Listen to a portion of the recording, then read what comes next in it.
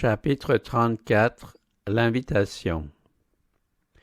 Venez à moi, vous tous qui êtes fatigués et chargés, et je vous donnerai du repos. Ces paroles de réconfort s'adressaient à la foule qui suivait Jésus. Il avait dit que la connaissance de Dieu ne pouvait être obtenue que par son moyen, et que celle des choses célestes avait été confiée à ses disciples.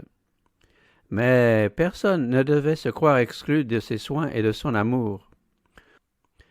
Tous ceux qui sont fatigués et chargés peuvent venir à lui. Les scribes et les pharisiens, malgré le soin qu'ils apportaient à se conformer à des formes religieuses, éprouvaient des besoins que leur rite pénitentiel ne pouvait satisfaire. Les péagers et les pécheurs avaient dans leur cœur un sentiment de défiance et de crainte, même alors qu'ils paraissaient se contenter de plaisirs sensuels et terrestres. Jésus considérait avec pitié les âmes en détresse, les cœurs oppressés, ceux dont les espoirs avaient été déçus et qui s'efforçaient d'apaiser les aspirations de leurs âmes par des jouissances terrestres. Il les invitait tous à trouver en lui le repos. Avec bonté, il disait à ceux qui peinaient : « Prenez mon joug sur vous et soyez mes disciples, car je suis doux et humble de cœur, et vous trouverez du repos pour vos âmes. » Ces paroles s'adressent à tout être humain. Qu'ils en aient conscience ou non, tous les hommes sont fatigués et chargés, accablés par des fardeaux que le Christ seul peut enlever. Notre fardeau le plus lourd, c'est le péché. Si aucun secours n'arrive, nous en serons écrasés. Mais celui qui n'a pas connu le péché a pris notre place. L'Éternel a fait retomber sur lui l'iniquité de nous tous. Il a porté le fardeau de notre culpabilité. Il enlèvera ce poids de dessus nos épaules fatiguées. Il nous donnera du repos. Il se chargera également du fardeau de nos soucis et de nos douleurs. Il nous porte sur son cœur et nous invite à nous décharger sur lui de tous nos soucis. Notre frère aîné se tient près du trône éternel. Il abaisse un regard favorable sur toute âme qui cherche en lui son sauveur. Il connaît par expérience les faiblesses de l'humanité. Il sait aussi quels sont nos besoins et ce qui donne de la force à nos tentations. Car il a été tenté en toutes choses comme nous, sans toutefois commettre de péché. Il veille sur toi, enfant craintif de Dieu. Es-tu tenté ? Il te délivrera. Es-tu faible ?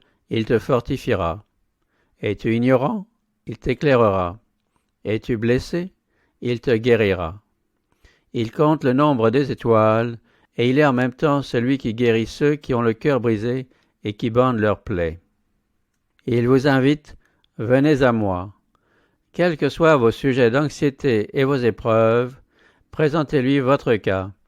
Il communiquera à votre esprit la force de résister. Si vous êtes dans l'embarras et les difficultés, il vous donnera une issue. Plus grand est le sentiment de votre faiblesse, de votre impuissance, plus grande sera la force qu'il vous communiquera. Plus vos fardeaux vous semblent lourds, plus vous serez heureux de pouvoir les placer sur celui qui se charge de tous les fardeaux. Le repos que le Christ nous offre est soumis à des conditions. Mais ces conditions sont formulées avec précision. Elles sont telles que chacun peut les remplir. Il nous indique clairement le chemin conduisant au repos. « Prenez mon joug sur vous, dit Jésus. » Le joug est un instrument de service. Le bétail est soumis au joug afin de fournir un travail effectif. Cette image est employée par le Christ pour montrer que nous sommes appelés au service aussi longtemps que dure notre vie. Il nous faut nous charger de son joug et devenir ainsi ses collaborateurs. C'est la loi de Dieu qui est le joug de service. La grande loi d'amour révélée en Éden, proclamée au Sinaï, inscrite dans les cœurs au terme de la nouvelle alliance, c'est elle qui lie l'ouvrier humain à la volonté de Dieu. Si nous étions abandonnés à nos propres inclinations, libres d'aller où bon nous plaît, nous ne tarderions pas à rejoindre les rangs de Satan et à lui emprunter ses défauts. raison pour laquelle Dieu nous enferme dans les limites de sa volonté juste, noble et ennoblissante. Il désire qu'avec patience et sagesse, nous remplissions les devoirs du service. Ce joug du service, le Christ lui-même l'a porté en son humanité. Il a déclaré « Mon Dieu, je prends plaisir à faire ta volonté. Je suis descendu du ciel pour faire non ma volonté, mais la volonté de celui qui m'a envoyé. » L'amour de Dieu, le zèle consacré à sa gloire et l'amour envers l'humanité induisirent Jésus à venir sur cette terre pour y souffrir et mourir. Telle était la puissance qui régissait sa vie. Tels sont les principes qu'il nous invite à adopter. Bien des cœurs gémissent sous le poids des soucis pour vouloir se conformer aux règles du monde. Ils ont décidé de le servir, accepter les embarras qui en résultent et adopter ses coutumes. Résultat, un caractère déformé, une vie épuisante. Pour donner satisfaction à leurs ambitions et à leurs désirs mondains, ils blessent leur conscience et se créent ainsi un fardeau supplémentaire, celui du remords.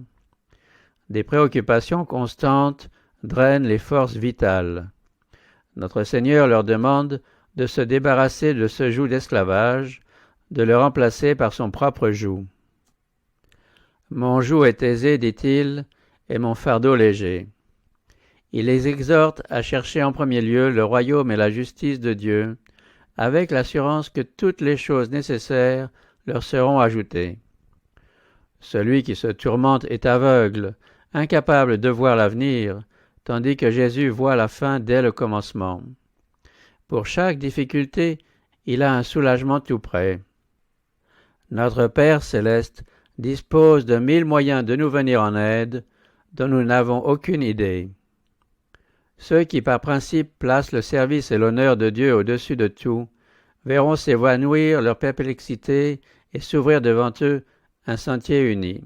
« Soyez mes disciples, dit Jésus, car je suis doux et humble de cœur, et vous trouverez du repos pour vos âmes. » Mettons-nous à l'école du Christ et apprenons de lui la douceur et l'humilité.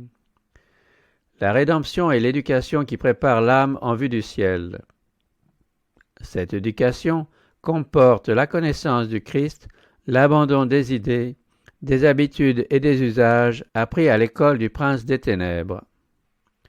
L'âme doit être délivrée de tout ce qui s'oppose à la fidélité due à Dieu. Une paix parfaite régnait dans le cœur du Christ, en parfaite harmonie avec Dieu. Il n'était jamais enivré par les applaudissements, ni découragé par les reproches ou les déceptions. Il gardait tout entier son courage au milieu des plus vives oppositions et des traitements les plus cruels. Beaucoup de ceux qui se disent ses disciples ont un cœur anxieux et troublé. C'est qu'ils n'osent pas se confier entièrement à Dieu. Ils ne se soumettent pas entièrement à lui, ils redoutent les conséquences d'un tel abandon. Sans cet abandon, impossible de trouver la paix. L'inquiétude naît de l'amour du moi. Quand nous sommes nés d'en haut, nous avons le sentiment qui était en Jésus, qu'il a fait s'abaisser pour nous sauver. Alors nous ne recherchons pas les premières places. Notre seul désir est de rester assis aux pieds de Jésus et d'apprendre de lui.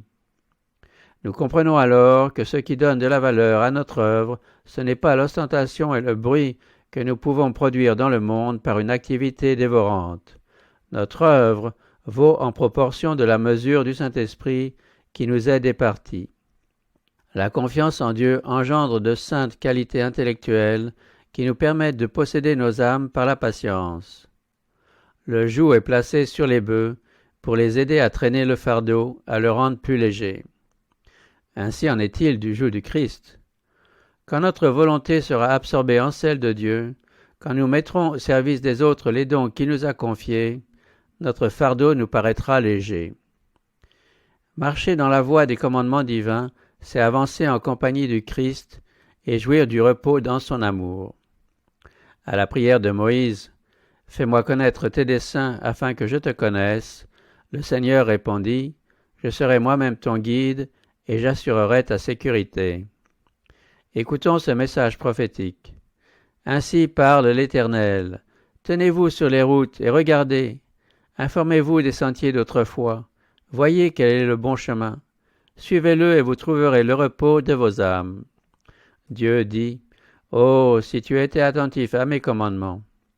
Ton bonheur coulerait comme un fleuve et ta prospérité comme les flots de la mer.